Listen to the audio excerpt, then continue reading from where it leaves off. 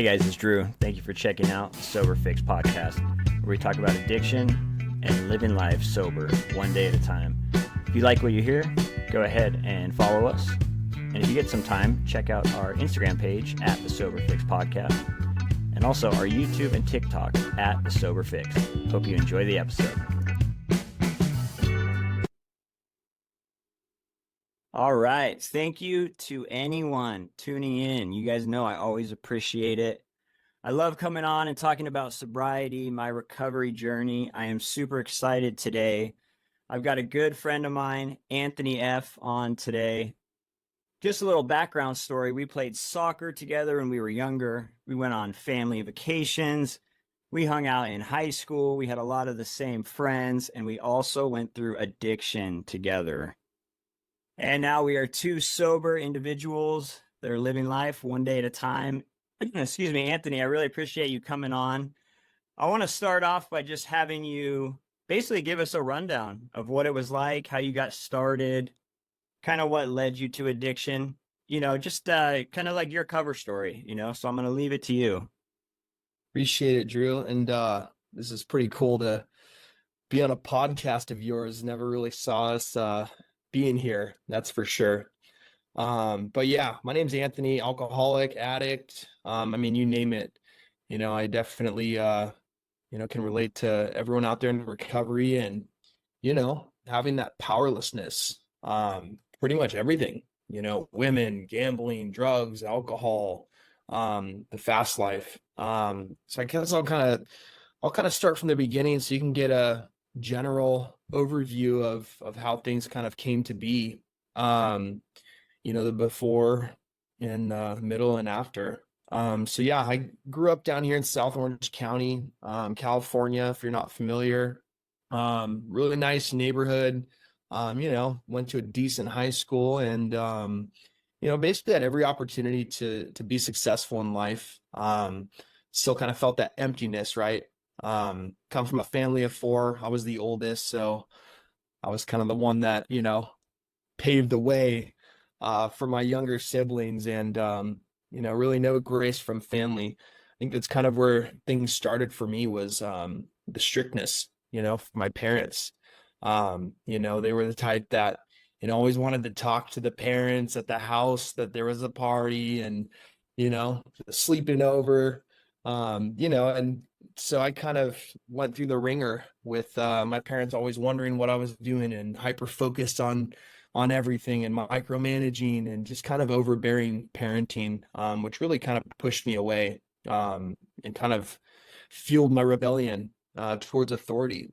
So I guess I kind of alienated myself from my family, started, with the smoking pot and drinking in high school and, had a lot of good times, for a long time. It was fun, going to high school parties, meeting that girl and, just not giving a shit about anything, basically. And, it got to the point where, I felt like I was living my life the way that I wanted to live it, despite any consequences that I may be experiencing in the home setting. And eventually, my family got to the point where, I was doing some things that made them uncomfortable and, had, a lot of shady characters coming through the house. And, as things started to progress in my addiction, so did my friends, it progressed into people that were stealing and, fighting and, breaking the law on a daily basis, and that's how I lived for a long time. But at the age of 17, my life took a big turn. My parents finally put their foot down and said, you know what, get out. So me being the prideful being I was, I packed up my bag with, a bunch of frozen steaks from the freezer. And I trudged my way up to Long Beach to live with my girlfriend's parents. And that was quite the experience for me. I was so used to my parents hovering over my every action, and moved in with a family that could care less. They were using with us, in that house. And, and that's kind of where, my addiction took full flight. Being 17, out and about, I didn't have any money, didn't have a job. So, naturally I started selling drugs. And that was a means of living. And I thought to myself, this is what I'm going to do for the rest of my life. And it's funny looking back now is, you have those first little encounters with authority, and it all comes to light, when you get arrested that first time and kind of realize like, oh, I can't do these things without consequence. But I was the type of person that, wanted to learn for myself. There was always some old timer trying to tell me, don't do what I did. And, trying to, if you get it now, you'd be a millionaire by the time you're 25. And, I was always the kind of guy that liked to keep digging, right? And be the difference. But I kind of, you know, put myself into a position where, each and every day I just had no control over my actions. The day I discovered opiates, was the day I lost all control. That was one of the things that made me feel comfortable. I was obviously struggling with, I guess you could say abandonment, even though I kind of made the decision to part ways from my family. And opiates made me feel good. They made me feel, like I was unstoppable. They made me feel warm and fuzzy. They made me feel like didn't matter what happened in the world, I was going to be okay. And that was a good feeling for a long time for me. Until it got to the point where it wasn't anymore, and my addiction slowly started to bleed into that area of I needed it to function. I was no longer getting that euphoric feel that I did those first couple years of using. It was, if I didn't put this into my body, I could not function physically. And so it slowly started to drift into that area where I was like, okay, well, this isn't how this started. And this is, something that's beginning to take a toll on my physical health. Uh, Still no, the minute you start to feel those walls, all intent, you knew that next fix was just going to bring you right back down, um, to that level of feeling comfortable again. And so, throughout those, I'd say it's like 9 years, using opiates, drinking, taking pills, I'd gotten arrested multiple times, found myself in county jail saying, how the hell did this happen again? I always thought I was going to beat it. I always thought I was going to be smarter than it. And, pulling door panels off my cars and, stuffing things where they probably shouldn't go.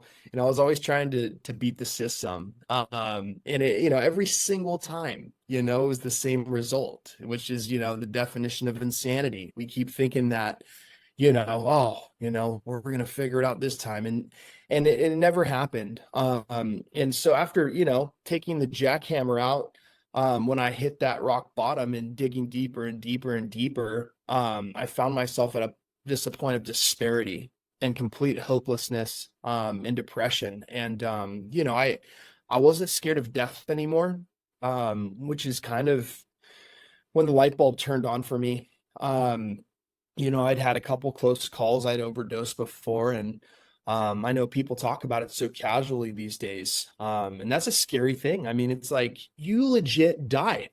You had to be brought back to life. But people talk about it casually these days, which is a scary thing. We're losing so many people, but I could relate to that, of like just continuing to go despite any, severe consequences in my life.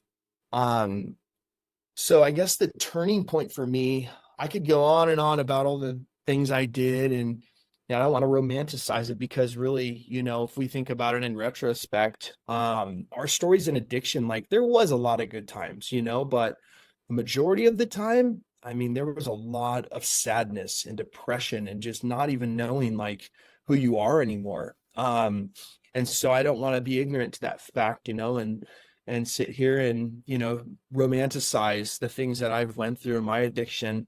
I'd rather focus on, where it got me mentally. I feel like I lost 10 years of my life.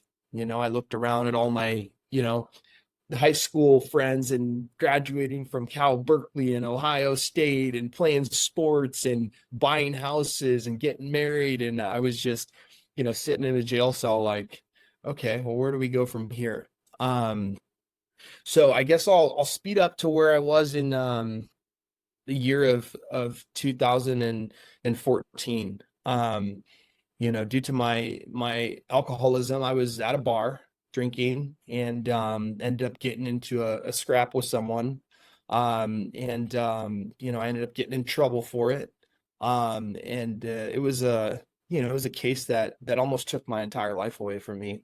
I was arrested. Fueled by my addiction, I took it to trial. I hired a lawyer and, again, trying to beat the system. And I ended up losing that trial. And, I was convicted by jury and they took me away and I saw my life flash before my eyes. You think it's just a bar fight, but, people get hurt and, the next thing you know, you're looking at multiple years, behind bars. And so, throughout that time where I was incarcerated, I took it upon myself to, obviously terminate the lawyer I had and start fighting for my freedom. Once my head finally cleared up, I felt like, there were some injustices, that took place. And there were, and I'll kind of get to that in a second here, but, I fought for my freedom. And I pled my case with another judge that is pretty well known in Orange County that works with a lot of programs because the moral of the story is, I lived my life unhealthy and broke the law for many years, but, I had a problem. And I never really felt like I was given a chance to get help. I didn't come from money, so my family wasn't cash paying for a rehab facility. My insurance was chopped off. I didn't really have any resources to get help, even if I wanted it. So I pled to a judge and, long story short, I got granted a new trial based upon, what my lawyer said during trial. And, at that time, my mom had been diagnosed with stage 4 appendix cancer. I was just a ball of emotion, looking at multiple years in prison. Mom's, probably not going to make it. And, here I am, trying to get out. So I was blessed with that opportunity, from an Orange County judge to get out.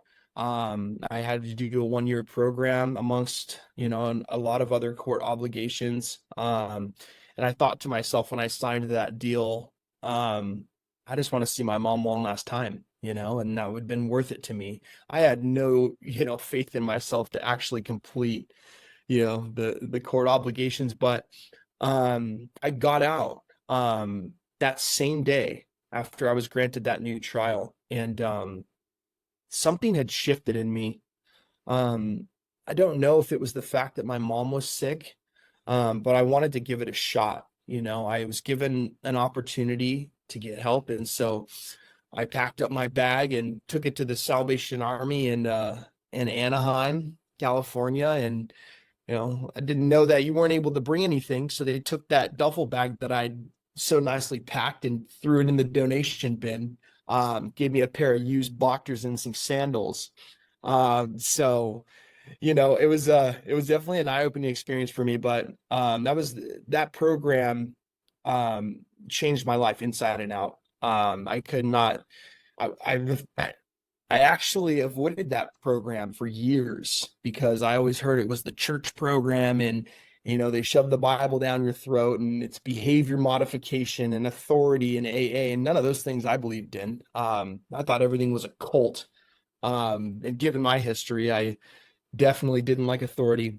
But little by little, I started to develop an appreciation for life again. Some of those guys in there worked with me. I was definitely a knucklehead. I don't even know if I should have been in that program many times, but the one thing I did have there was I had an open line of communication with a lot of guys in there that were sober and trying to do the right thing. And throughout that, I built this fellowship of men that all wanted the same thing. We all had the same goal, and it was like, how do we learn to live a better life? A life where we're free. And it was crazy to watch the transition. Like the God thing was a big barrier for me. I grew up in a house that believed God was hocus pocus, and Christianity, was a cult to make people feel better about not knowing what comes after death. And so that's how I was raised. That's what I knew. So the God thing was a big barrier for me. And I'll never forget the first sponsor I got. His name was Bob. And he said some things I liked. I could relate to him a little bit, and he had the nice truck and a house and a family. And I said, oh, well, I'll give it a chance. We'll see what happens. And he pressed me on the God thing. He said, man, you got to figure this out. He goes, there's nothing that you can believe that's a higher power than you. And I just couldn't wrap my head around the ocean, or a doorknob, or nature, like some people find. And he's like, well, what about my God? And I was like, yeah, what about it? He's like, you think you could pray to my God? Do you believe that I believe in God? And I was like, sure, I could believe that. He goes, all right, and pray to Bob's God. And he kind of pulled this whole Jedi mind trick on me. And so I was so stubborn. I sat in my room, laying in my bed at night, and I said, hey, Bob's God, you gonna help me out here? And it was like that for like 3 months. I was praying to Bob's God because I just refused to believe that there was a God that would love me, and there was a God that would forgive me for all the things I did. And little by little, Bob's God started to come through. My mom passed away 4 months into my sobriety. And I can't tell you the amount of guilt that I felt, watching that. But I will tell you this, I stayed sober through it. And I know for a fact that was because of this newfound God that I had been praying to, and the fellowship, and the accountability that I had there. And those are the three things that I've never pivoted from. I've always kept those in my life because they got me through. That's probably the worst thing that I've been through. And I've lost a lot of people in my life, but my mother passing away was really the one that tore me to the core. Here I am, junkie, criminal, just complete piece of work. And my mom's, never drank alcohol in her life. And I had the question of, why do bad things happen to good people? And, I struggled with finding that answer for a long time. But I started, reading some scripture, and I'm, not a Bible thumper, but read some things that allowed me to accept that I don't know everything. And, there's bigger meanings to certain situations at times. And so I convinced myself that God needed another angel.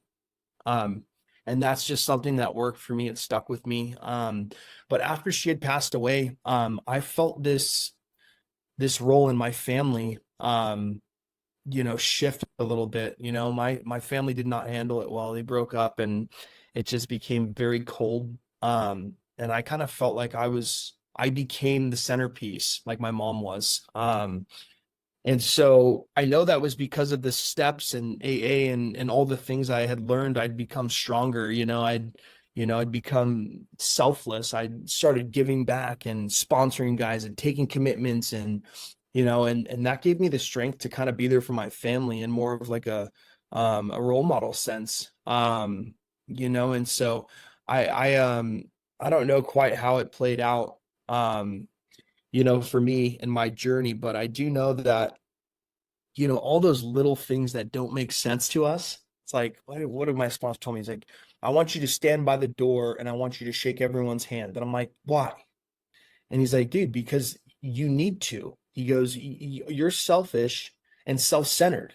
And he goes, the fact that you don't want to do it is exactly why you should do it. And that meant a lot to me down the road, where I figured out that all of my character defects needed to be identified, right? I needed to figure out why I did the things that I did. Like, what was it? I come to find out that I'm selfish. I have high expectations of others. and I'm very angry. I was angry at the world. I was angry at the DA. I was angry at my parents. I was angry at my ex-girlfriends. I was angry at everybody. But when I was able to see it on paper, which is, part of the process I went through in recovery, is writing things down, all the resentments. And I had a field day doing that. My sponsor didn't tell me there's a fourth column called my part. And that column remained blank for, the entire session of me writing down that fourth step. And, when I went to share it with him, he's like, all right, well, we're going to fill in this column. And I said, there's nothing that needs to go there. I said, fuck these people. This is what they did to me. Can you believe this? And one by one, we went through it. And I was shocked to find out that, I played a part in a lot of these things. And, it's whether I was playing victim or making unhealthy decisions or, putting people's lives in jeopardy. I mean, there was always something, right, that I could put down there. And that was part of like kind of identifying like what our character defects were and then also what the opposite action to those things were. That's why my sponsor asked me to shake those people's hands. And he said, you know what, man? I want you to go up to these people now, the new people that raise their hand as newcomers, and I want you to go introduce yourself to them and ask them if you can do anything to help. And I said, why, man? I wanted to sit there like a fly on a wall, listen to some cool stories, talk to some chicks.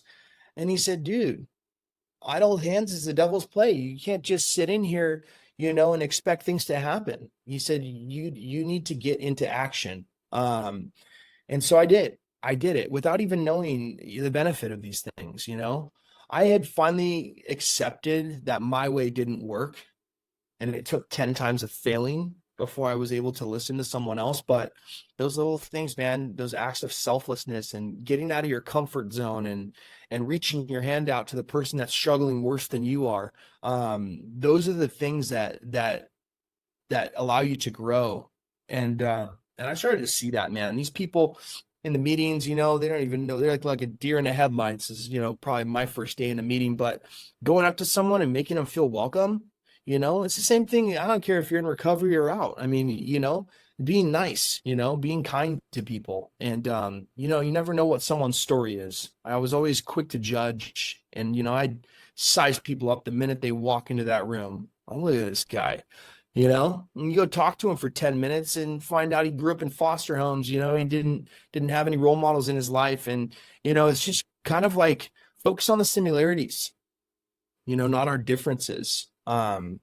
Which was, a big thing, is constantly looking at someone and being like, I'm different, same thing with AA and God. And I'm different. This won't work for me, might work for you, but not for me. You tell your story and they're like, you're some hot shot and, you hear 7 other people tell the same story, and it's pretty cool to watch, me kind of develop within those rooms and that fellowship because, I don't care what your story is. We all have one thing in common. We hit a point where we were full flight from reality, and we had no power over our life. It was like completely unmanageable. And that's the one thing that we can all relate to, that we can have in common. We don't end up in program, on a winning streak. And so that was the one thing that I tried to focus on is like, no matter where you came from, no matter what you look like, we're all here to better our life. And even the ones that don't really see it yet, they're still there in that room. And that takes a lot of courage to go into a room like that and get uncomfortable and, drink shitty coffee, So, kind of like moving forward a little bit now, I struggled with wondering what I was going to do, right? Because given my history, not a lot of employers wanted to hire me. That was another fear of like, what am I going to make of myself? I was like, I got construction and telemarketing. Those are my 2 options here. And I had my first conversation with someone that said, well, you ever thought of working in treatment? And I said, I could never do that. And he's like, why? And I said, yeah, I couldn't do it. I just had no confidence in myself. And he's like, oh man, you work the steps? And I said, yeah. He's like, all right, I'm gonna get you an interview. So I go into this interview. I got so many gaps in my resume. It's half of it's bullshit. I walk into interview with this guy and he said, hey man, he goes, you went to the Salvation Army? I was like, yeah, I did. He goes, you got your certificate? And I was like, yeah, I have it right here. He handed it over to him, and the guy says, you're hired. Welcome aboard. And I look at the guy like he's insane. And I said, what are you talking about, man? And he's like, dude, you got through that program. I want you working here. You worked all 12 of the steps? I was like, yeah. He goes, you're hired. You're working in detox. You start Tuesday. And I just was blown away. I mean, I couldn't believe that someone had faith in me. I mean, I said, what's wrong with this guy, man? He's taking a big chance here, you know? Me managing meds with my history and being responsible for other people. But my God, dude, I walked into that detox like I don't know what I was thinking. I was just like blown away that someone gave me an opportunity to be responsible for others. And I worked there for 2 years grinding in detox. I saw it all, man. I saw psychosis, withdrawals, throwing up, sneaking in dope. I mean, I saw it all in there, but I loved every single minute of it. I felt finally like I had purpose, right? And that's like a big thing in my story is like finding your purpose in life. I didn't know what I wanted to do or where I was going to go. And when I started working in treatment, I knew immediately that this is where I wanted to be and this is where God had planned for me to be. Because the cool thing about working in treatment for me was I didn't have to lie about who I was. All the mistakes I'd made and, the story I have became a positive asset. And I can utilize those stories and those experiences to connect with the guys, on the front line that were in there. I never connected with a doctor that said, how does that make you feel? It's like, if you struggle, with addiction and, I was able to do that, and so, yeah, 2 years over there working in the detox, I got to become an adult. I learned work ethic. I learned that this company was relying upon me to be a healthy role model for these guys and kind of walk through them, walk through the journey with them in those early phases of recovery. And I still to this day, that was about 9 years ago, still to this day, I have like 5 or 10 of those guys that were in that detox with me that still reach out to me on Facebook, telling me thank you. Like I have chills. I mean, to know that like I made an impact on someone else's life, and there's still even that small glimpse of, 7 to 14 days in that detox, like being able to have an impact on someone's life and have them remember you, as being like a piece of their story. It just filled my heart, that I could have that.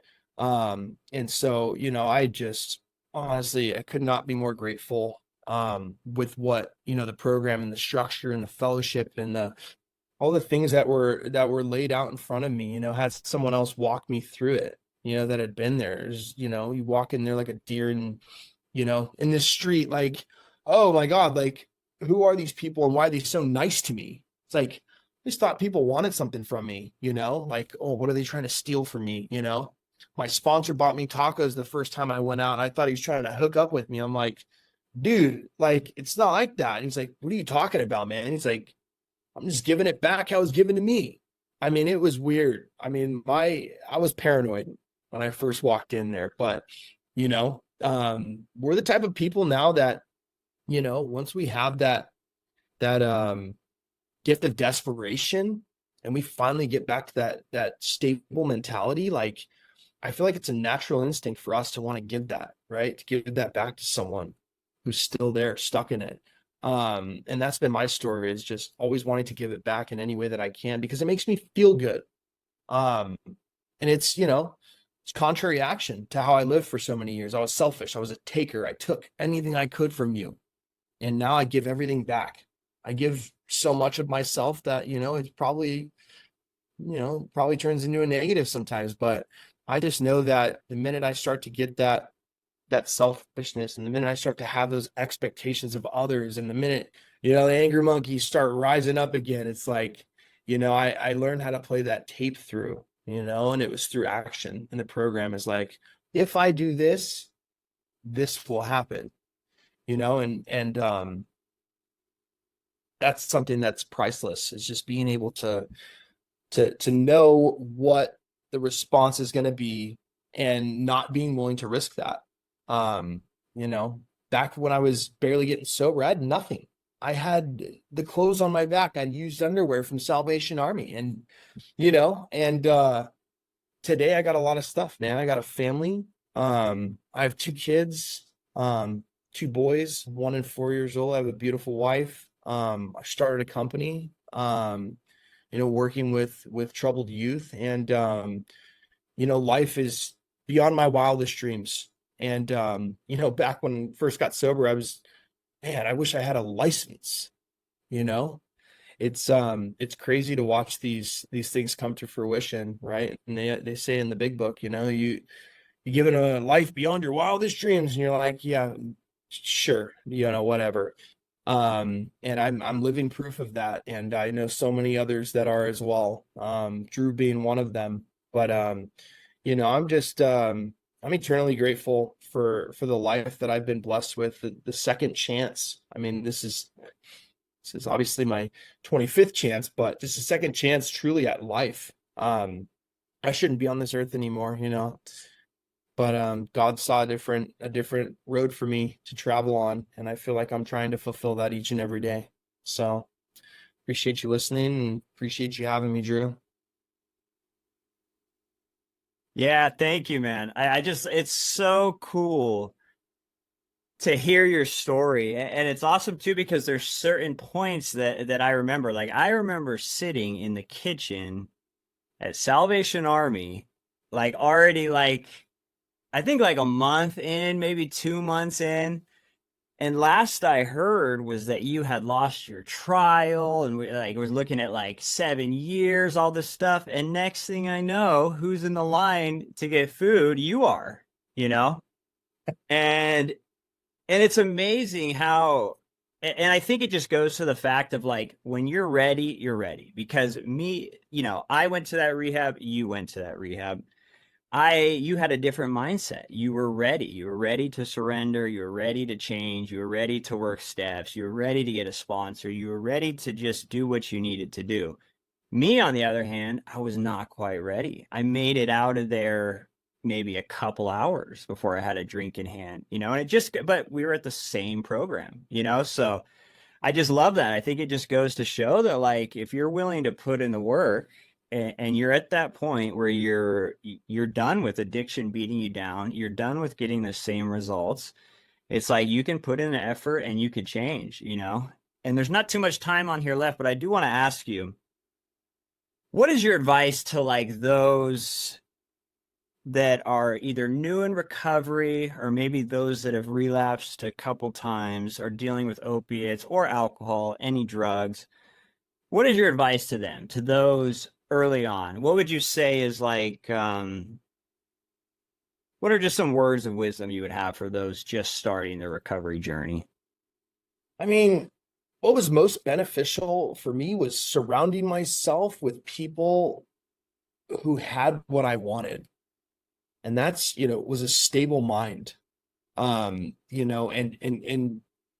following through with what you say you're going to do. It's hard, but they say stay in meetings, just stay there, talk to people, go to those dinners after meetings, socialize with the people you see taking 3, 4, 5 year chips, like you surround yourself with those people who have some stability, chances of staying sober are going to increase. I mean, you got to surround yourself with a positive support group. And that's what I did is I surrounded myself with the people that were farther along in their journey than I was. And granted, we only have today, but I wanted to be around those people because I looked up to them.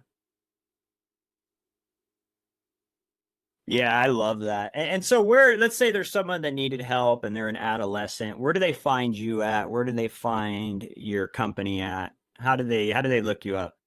Oh yeah, so I have two companies. I started an adolescent residential back in 2022. They can find us at hillsidehorizon.com. And that's a 60-day program. Kids struggling with mental health, substance abuse come in and get some help, therapy, experiential outings, medication management, and just kind of find that stability. And then I just launched a virtual telehealth program, and that's IOP and OP, for kids that are unable to locate, therapy and whatnot. And so that's full psychiatry, group therapy, individual therapy, and that one's called adolescentmentalhealth.com. So that's where you can find those programs if anyone out there is struggling with any teenagers or younger siblings, anyone that needs help. All right. Thank you so much, man. I appreciate it. It's so cool to see you doing so well. It's so cool to hear about all the different business ventures and everything. I appreciate it. Is there any final words that you want to say before we close out? No, I appreciate you, man. This is super cool to watch you come full circle and have us on here chit-chatting on a sober podcast. So really thank you for the time, and yeah, hopefully something I said stuck with someone out there, but don't give up. You're worth more. Yes. Thank you, Anthony. I appreciate it. All right, take care, Drew. All right. You made it through another episode. Thanks again. And if you'd like to collaborate or come on the show, please email me at thesoberfixpodcast@gmail.com. Have a great day.